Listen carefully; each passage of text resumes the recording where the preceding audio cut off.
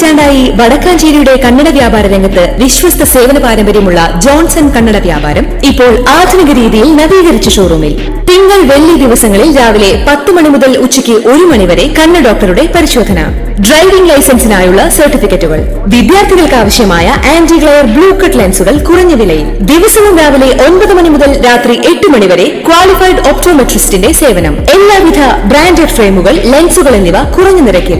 Johnson Kannada വ്യാപാരം, John's tower, divine ആശുപത്രിക്ക് എതിർവശം, Vadakkanchery. Phone 94963474. Kalamassery polytechnic കോളേജിലെ ആൺകുട്ടികളുടെ ഹോസ്റ്റലിൽ നിന്ന് വൻതോതിൽ കഞ്ചാവ് പിടികൂടിയ സംഭവത്തിൽ SFIക്കെതിരെ രൂക്ഷ വിമർശനവുമായി പ്രതിപക്ഷ നേതാവ് VD സതീശൻ. SFI ലഹരി ശൃംഖലയുടെ ഭാഗമാണെന്ന് പ്രതിപക്ഷ നേതാവ് പറഞ്ഞു. ഇതൊരു ഒറ്റപ്പെട്ട സംഭവമായിരുന്നെങ്കിൽ ഒരു വിദ്യാർത്ഥി സംഘടനയ്ക്കെതിരെ ഇങ്ങനെ പറയില്ലായിരുന്നു.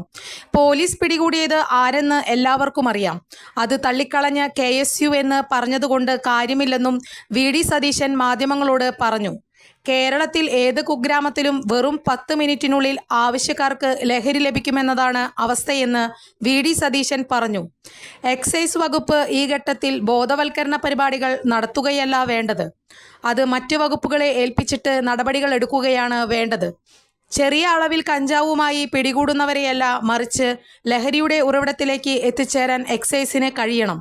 ദക്ഷിണേന്ത്യ മുഴുവൻ വ്യാപിക്കുന്ന അന്വേഷണങ്ങൾ നടക്കണം.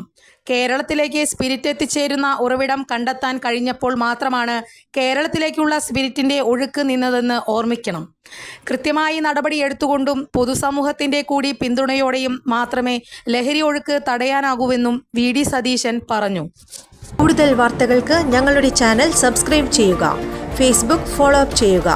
വാർത്തകൾ വേഗത്തിലറിയാൻ Anytime News.